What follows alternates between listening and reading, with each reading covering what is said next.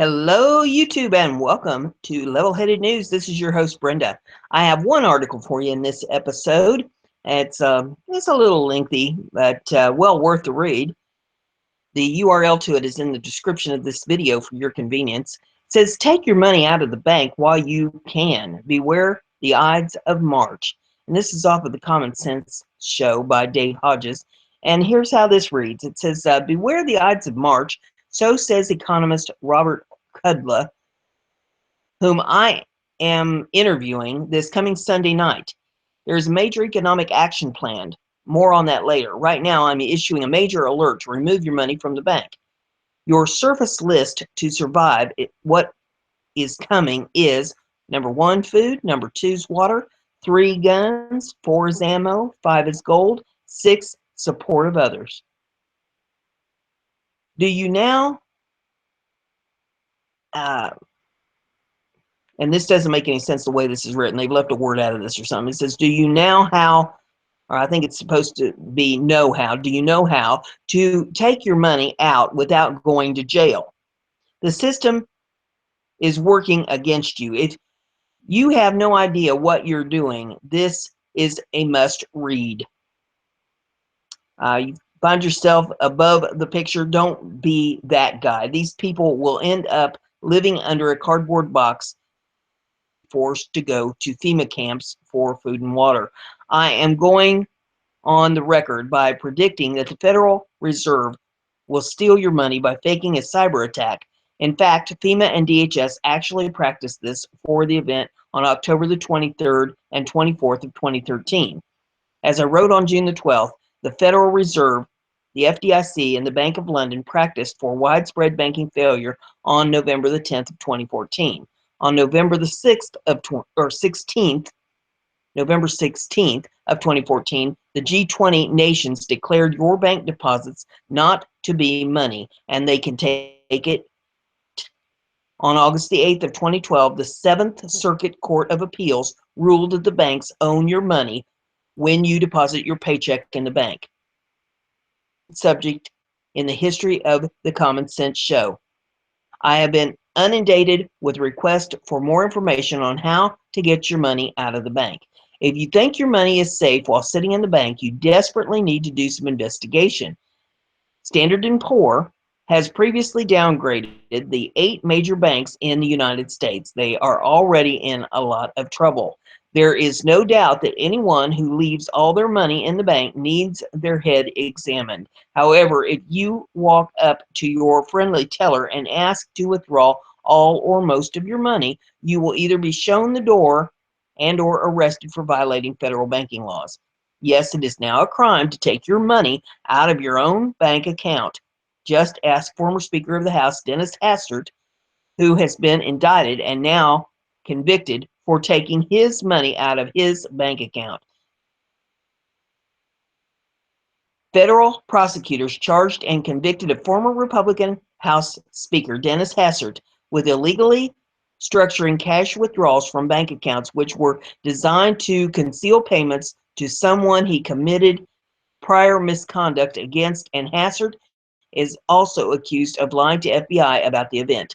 The indictment did not specify who Hastert was paying off for his prior misconduct, but anonymous sources allege that Hastert has had sexual contact with a minor when he was a high school wrestling coach, was extorting the former congressman. A total of $3.5 million was involved, according to the prosecutors. The important point to consider here is that this former congressman is not headed to prison for sex with a minor or facilitating a bribe. He is headed to prison for taking his own money out of his bank account. You should be concerned with going to prison. There is no question that you need to take the majority of your money out of the bank immediately, but what are the pitfalls in doing so? What should every American know prior to attempting to liberate the fruits of their own labor from the banksters' control central bank? The 3 laws you must know before taking your money out of the bank. Taking what was your money out of the bank is no longer a matter of walking up to your friendly teller with a hand or with a withdrawal slip and The teller cheerfully honors your request, and you calmly exit the bank with your money in tow. In fact, your teller is trained to look for certain indicators in any cash withdrawal of any significance. As you move to withdraw the bulk of your money, there are 3 federal banking laws that you should be cognizant with, namely Cash Transaction Report, or CTR, a Suspicious Activity Report, an SAR, and structuring. Before proceeding with the planned withdrawal of your money, I would strongly suggest that you read the following federal guidelines as it relates to CTRs as produced by the Financial Crimes Enforcement Network, or the FinCEN. All the federal regulations contained in this article are explicated in a series of federal reports. Before withdrawing your money, please be aware of these 3 regulations related to getting your money out of the bank. Number 1 is the CTR. Federal law requires that the bank file a report based on any withdrawal or deposit of $10,000 or more on any single given day. The law was designed to put a damper on money laundering, sophisticated counterfeiting, and other federal crimes. To remain in compliance with the law, institutions must obtain personal identification information about the transaction and the Social Security number of the person conducting the transaction. Technically, there is no federal law prohibiting the use of large amounts of cash. However, a CTR must be filed in all cases of cash transactions, regardless of the reason underlying the transaction. This means your cash transaction will be on the radar. Number 2 is structuring and the SAR. Undoubtedly be some geniuses whose math ability will tell them that all they have to do is withdraw $9,999.99, and the bank is in its protector, the federal government, will be none the wiser. Simple. Here are a few examples of structuring violations that one should be aware of. Now, these are going to sound like these math problems that you used to do in school, like if the train is going 90 miles an hour in one direction and 70 miles an hour in the other direction, and whatever. Well, stay with me here. I think you'll follow this. Number 1, Barry S. has obtained $15,000 in cash he obtained from selling his truck. He knows that if he deposits $15,000 in cash, his financial institution will be required to file a CTR. Instead, he deposits $7,500 in cash in the morning with one financial institution employee and comes back to the financial institution later in the day. Employee deposit the remaining $7,500, hoping to evade the CTR reporting requirement. Barry should have used multiple accounts to conduct his transaction. Multiple banks wouldn't have been a bad idea either.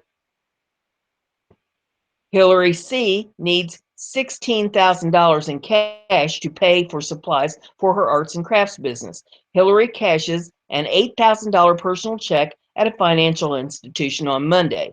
She subsequently cashes another $8,000 personal check at the bank the following day.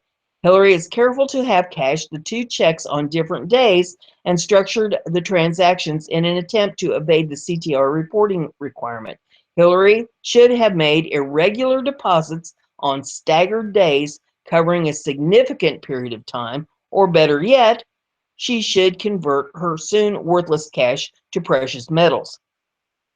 Number 3, a married couple, Bill and Hillary, Bill and Hillary, I love that, sell a vehicle for $12,000 in cash. To evade the CTR reported requirement, Bill and Hillary structure their transactions using different accounts.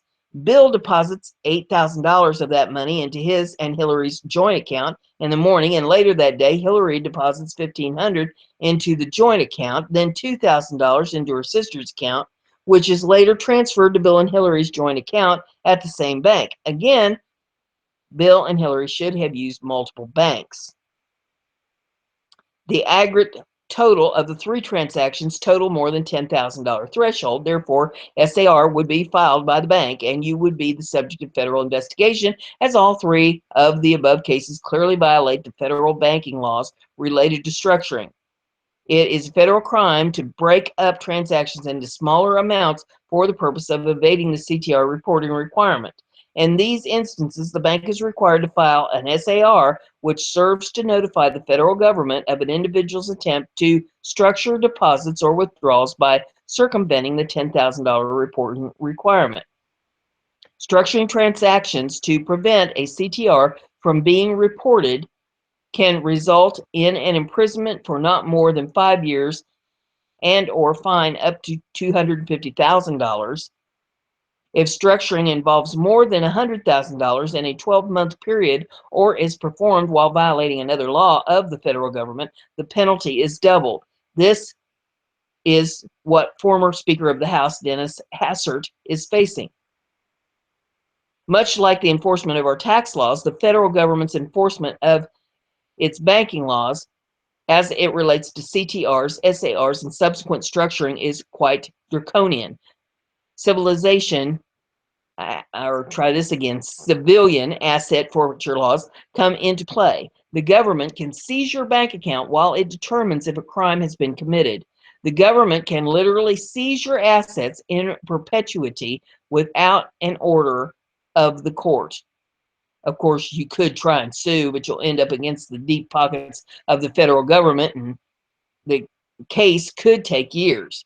By the time your case is decided, the financial banking crisis that you are so desperately trying to avoid by withdrawing your money could be over. So proceed with caution. If you ever become the target of a federal investigation, do not, under any circumstances, allow yourself to be interviewed by federal officials without an attorney present, and make sure you have the interview videotaped. Now, I'm going to read that again, as this is extremely important.